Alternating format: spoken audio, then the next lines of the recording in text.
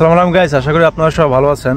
আজকে একটা important topics নিয়ে আপনাদের সাথে কথা বলবো। সেটা হচ্ছে আমরা যারা ফ্রান্সে আসছি, যে বাঙালিরা, ফ্রান্স বলেন আপনার ইউরোপের যে কোনো দেশে বলেন, আমরা একটা ব্যাপারে আসলে খুব খামখেয়ালি করি। সেটা হচ্ছে আসলে ওখানকার যে লোকাল ল্যাঙ্গুয়েজটা, ওটা নিয়ে আমরা আসলে মানে গুরুত্ব দিই না জিনিসটা। আসলে এটা আসলে খুবই গুরুত্বপূর্ণ ব্যাপার। আপনি একটা দেশে আসবেন, ওখানে একটা লোকাল একটা ল্যাঙ্গুয়েজ আছে, আপনি একটা কমিউনিকেশনের স্কিল বলে একটা ব্যাপার আছে। তো ওই ব্যাপারটা আসলে আমরা এত গুরুত্ব দিই না। আমি আমার নিজস্ব একটা এক্সপিরিয়েন্স থেকে আপনাদের বলতেছি। সেটা হচ্ছে আমি আজকে এখানে 11 বছর, আমার 1.5 বছর ফ্রান্সে, আমি 1.5 বছর আমার শুধু ভাষা শিখতে আমার চলে গেছে। সময়টা আসলে অনেক। আপনারা অনেকে বলতেছেন যে আসলে ভাই আমি এত টাকা খরচ করে দেশে বিদেশে আসছি, আমার 1.5 বছর যদি ভাষা শিখতে চলে যায়। আরে ভাই, ধৈর্য ধরতে হবে আপনাকে। আপনি একটা ভালো একটা পজিশনে আসতে হলে আপনার ধৈর্য ধরতে হবে। আমি একটা ফরাসি রেস্টুরেন্টে এখন আমি একটা শেফ হিসেবে আছি। আমার আন্ডারে ফরাসি 10 জন আমার কিচেনে কাজ করে। আমার মালিকও ফরাসি, সবাই ফরাসি এখানে। আমি শুধু আর আমার ভগ্নিপতি সহ আমরা একসাথে কাজ করি। তো আমরাই মনে করেন যে ফরেনার এখানে। তো ভালো একটা পজিশনে আসতে হলে আপনাকে ধৈর্য ধরতে হবে, ভাষার প্রতি গুরুত্ব দিতে হবে। ভাই, আমরা যারা ভাষাটা শিখতে পারতেছি না বা ভাষা শিখতেছি না, তারা কিন্তু অনেক সমস্যায় ভুগতেছে। আমার এখানে আমি একটা আপনাকে এক্সাম্পল দিতেছি। সেটা হচ্ছে এখানে আমার এক ভাই আছে, প্রায় আজকে 10 থেকে 12 বছর এখানেই আছে। তো উনি আসলে কয়েকদিন আগে একটা অ্যাটাকের শিকার হয়েছে, যে আমাদের আরাবিয়ান এক ভাই ওনাকে অ্যাটাক করছে।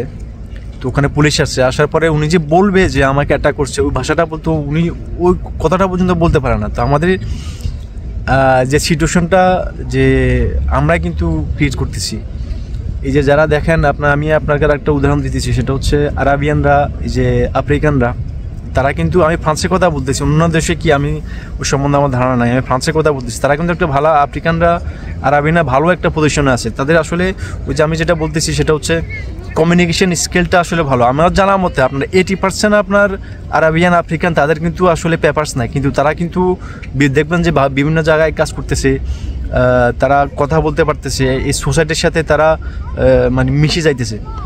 তো এটা আসলে আমাদের বাঙালিরা আমরা আসলে খুব খামখেয়ালি করি, আসলে জিনিসটা গুরুত্ব দিই না।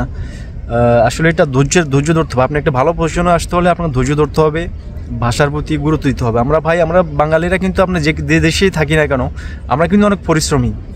এই যে আরাবিয়ানরা আফ্রিকানরা, তারা কিন্তু আমাদের মধ্যে এত পরিশ্রমী না ভাই। তারা আমাদের চেয়ে অনেক পরিশ্রম অনেক কম করে, আমরা কিন্তু অনেক পরিশ্রম করি। তো পরিশ্রম হিসাবে আমরা কিন্তু তাদের চেয়ে কিন্তু অনেক পিছায় রয়েছি। এই পিছায় থাকার একটাই কারণ হচ্ছে, সেটা হচ্ছে যে ল্যাঙ্গুয়েজ স্কিলটা। এই স্কিলটা আমাদের বাড়াইতে হবে। এটা নিয়ে আমাদের খামখেয়ালি করলে হবে না, গুরুত্ব দিতে হবে।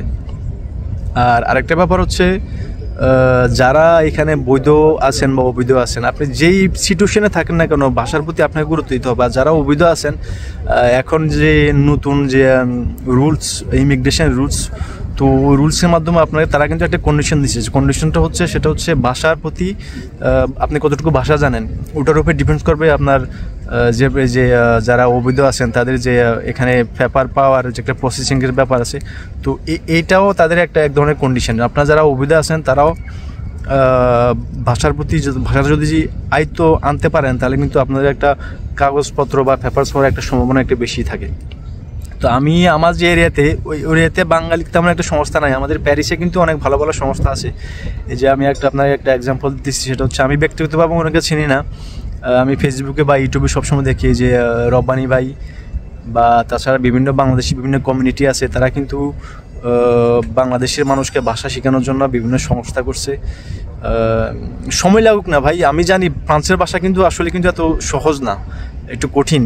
আমি এই যে আমার এক ভাই আছে, আমি চিনি না ওনাকে, আমি শুনছি 6 মাস উনি হাসপাতালে ছিল। 6 মাস ওখানে হাসপাতালে থাকে 60% উনি ফরাসি ল্যাঙ্গুয়েজ কিন্তু সে আয়ত্ত করে ফেলছে। আমাদের ইচ্ছে থাকতে হবে, ইচ্ছা না থাকলে কিন্তু আমরা ভাষা শিখতে পারবো না, যতই কঠিন হোক। এই ফ্রান্সে আমাদের বাংলাদেশের যে মান সম্মান, বাংলাদেশের সিচুয়েশানে একটা ভালো একটা পর্যায়ে আনতে হলে ফ্রান্সের ভাষা শিখতে হবে। ফরাসিরা কিন্তু ইংলিশ জানে, কিন্তু তারা কিন্তু ইংলিশ বলে না, তারা ফরাসি ভাষায় কথা বলে। তো আমরা এই দেশে ফরাসি যে আপনার সোসাইটি, এই যে ফ্রান্সের যে সব মিলে টোটাল একটা গ্লোবাল একটা সিচুয়েশন আমাদের ভালো একটা পর্যায়ে আসতে হলে আমরা ভাষার প্রতি আমি মনে করি আপনারা সবাই গুরুত্ব দিবেন। আর আমি আশা করি শুধু ফ্রান্স না, সারা বিশ্বে আমাদের বাঙালিদের যে একটা সিচুয়েশন, ভালো একটা সিচুয়েশনে আমরা বাঙালি যেন আসতে পারি। আর ভাষার প্রতি আপনারা সবাই গুরুত্ব দিবেন, ধৈর্য ধরতে হবে আপনাদেরকে। ধৈর্য ধরে ইনশাল্লাহ একদিন আল্লাহ ফলাফল দিবে। অনেকে বলতেছে ভাই আমি এত টাকা পয়সা খরচ করে আমি এখানে ফ্রান্সে আসছি, আমি যদি 1.5 বছর 2 বছর দিয়ে বাসার ভিতরে আমি সময় কাটাই তাহলে আমি বাকি টাকা কীভাবে উঠাবো? আরে ভাই, আপনার ধৈর্য তো আপনার তাল গাছে উঠতে পারবেন না। আপনি একটা সিচুয়েশন, ভালো একটা সিচুয়েশন আসতে হলে আপনাকে ধৈর্য ধরতে হবে।